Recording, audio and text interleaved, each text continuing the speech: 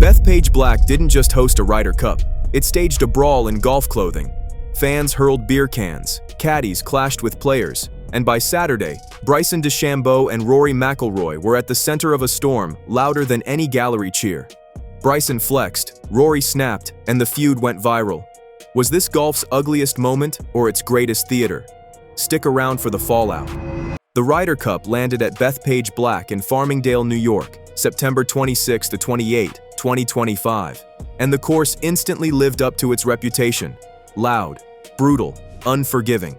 But the real brutality wasn't the rough, it was the behavior. By day one, reports were already piling in of US fans taking Rowdy into "are you kidding me" territory. Heckling turned personal, chants bled into slurs, and yes, beer cans literally flew. Tournament officials scrambled, ejecting fans, beefing up ropeline security, and begging the crowd to chill. Spoiler, they did not chill. On the scoreboard, Europe and the US traded blows, with the margin staying razor thin. But the headlines? They barely mentioned the points. ABC News and ESPN led with crowd conduct and player confrontations. Social feeds went nuclear, replaying shaky phone clips of insults hurled at European players. Even the commentators couldn't pretend this was normal Ryder Cup banter. The word abuse kept slipping into broadcasts.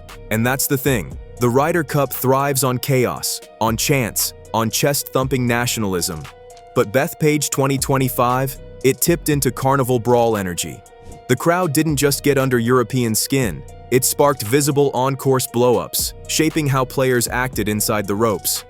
Team USA's so-called home advantage suddenly felt like a PR nightmare. By Saturday, everyone knew this cup wasn't just about putts. It was about survival. At one point, I thought we were going to have an all-out WWE brawl. Saturday's four-ball match gave us the clip that defined the feud. Hole 15, a par 3 with all the ingredients for awkward tension. Tight pin, gallery roaring, and nerves frayed. Justin Rose lined up his putt. Bryson DeChambeau's caddy, Greg Bodine, crouched nearby, studying a line. Too nearby, apparently. Rose drained his putt, then snapped, gesturing sharply and telling Bodine to get out of the way. And that's when the fuse lit. Bryson's entourage barked back. Animated arm flailing, shuffling forward. The kind of body language that screams, "We're not backing down." Cameras zoomed in as officials darted over, desperate to tamp down what could have become an outright shove fest. The actual exchange? Short. Barely a few seconds. But in Ryder Cup theater, seconds replay forever. NBC Sports caught every angle. ESPN slowed it down like it was Zapruder film. Twitter? Oh, Twitter crowned it the Bethpage blow-up. Was it gamesmanship? Was it etiquette policing? Or was it just two sides boiling over after 48 hours of fan chaos and scoreboard tension? Depends who you ask. What matters is perception.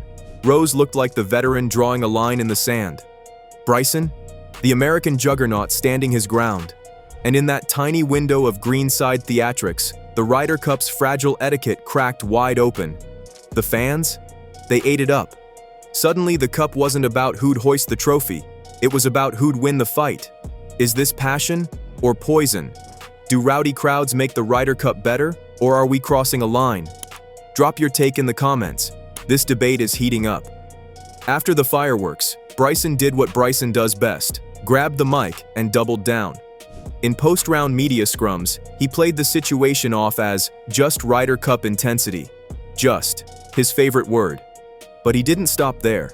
He leaned into the rivalry narrative, smirking through sound bites about how Europe knows how to play the crowd and how positioning on greens should be respected. And then the kicker, he name-dropped without naming. Asked if he felt targeted, Bryson joked that certain Europeans always seemed to bring the drama. The not-so-subtle hint being Rory Mcilroy, who was already blasting the crowd's behavior in his own pressers. Headlines wasted no time. Bryson calls out Rory. Did he literally? Not exactly. But did he feed the narrative? Absolutely. Sky Sports ran with the chest-thumping angle.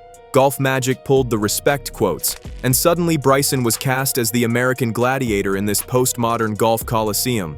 Was it smart PR spin? Maybe. Was it gasoline on the fire? Definitely. Because here's the paradox of Bryson. He thrives in chaos, but insists he's misunderstood. At Bethpage, he got both. The hecklers fueling his game, the media spinning his words into soundbite theater. Whether or not he actually has beef with Rory, he knows one truth. In the Ryder Cup, perception is half the scoreboard. And Bryson? He just played that game to perfection. For the game of golf is the level of abuse that you and others I know but received this weekend. I mean, is it something that you just have to accept, or is it something that's taking the game in a dangerous direction? No, I don't think we should ever accept that in golf. If Bryson leaned into the noise, Rory Mcilroy fought to silence it. All week, the Northern Irishman was visibly battling the Bethpage galleries. The chants, the jeers, the taunts that went from cheeky to vicious. But Saturday was the breaking point. NBC's cameras caught him pausing mid-round, jaw clenched, before unleashing a verbal lashing at a cluster of hecklers. Clips spread instantly. Rory, veins popping, telling fans enough was enough. In press conferences, he dropped the politeness entirely. He called sections of the crowd abusive. He went further. A beer can reportedly struck his wife in the gallery. That detail alone turned his comments from generic sports frustration to human outrage. There's passion, and then there's crossing the line, he told reporters. And the media? They devoured it. Suddenly, Rory wasn't just Europe's anchor. He was the moral center, the player calling out golf's sacred line of respect. But here's the delicious irony. In the Ryder Cup, chaos is currency. The more Rory scolded, the more clips spread, the more chants escalated. Social media split instantly. US fans crowed soft, while European supporters hailed him as a warrior under siege. The visual was irresistible. Bryson smirking through boos, Rory raging at insults. Fire and ice, swagger and fury. And if Bryson wanted the rivalry narrative, Rory just signed the other half of the contract. By Sunday, this wasn't about pars and birdies anymore. It was Bryson versus Rory. Chaos personified on both sides of the Atlantic. Team Bryson or Team Rory? Whose side are you really on? Hit that subscribe button if you want every update on this feud, because it's far from over. Lost in the chest-thumping headlines was a smaller but crucial subplot: the caddies. At Bethpage, those invisible figures became part of the show. Greg Bodine, Bryson's caddy, became the lightning rod when Justin Rose told him to step aside on the 15th. But that wasn't a one-off. All week, cameras kept catching caddies creeping into sightlines, leaning over putt lines, hovering just a little too close. In the Ryder Cup, that's the equivalent of waving a red flag in front of a bull. Etiquette, the fragile glue of golf, turned into a battlefield. Rose's remark wasn't just frustration, it was symbolic.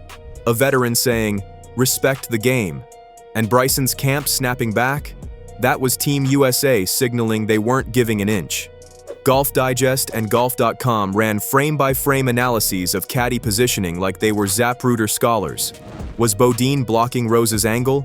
Was it accidental? Was it gamesmanship? Nobody agreed. Which, of course, is why the debate went viral. Because in Ryder Cup culture, small moments become myth.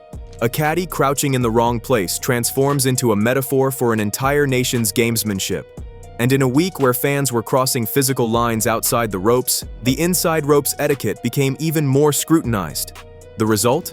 A feud that should have lasted seconds stretched into days. Clips of caddies crouching got as many replays as putts dropping. And the Ryder Cup once again reminded us. Sometimes the quietest figures hold the loudest weight. When the dust finally settled, Europe walked away with the trophy, but the score felt like background noise. What lingered were the bruises, both literal and reputational. Fans ejected, players rattled, headlines screaming about abuse, brawls, and broken etiquette. This Ryder Cup wasn't just golf, it was spectacle bordering on WWE. The fallout split into three camps. First, the sportsmanship police, calling for tighter rules, stricter stewarding, and maybe even rethinking whether Bethpage should host again. Second, the player accountability brigade, arguing that stars like Bryson and Rory need thicker skin and steadier composure. And third, the chaos celebrators, those who said, "This is what makes the Ryder Cup magic, don't sanitize it." DeChambeau?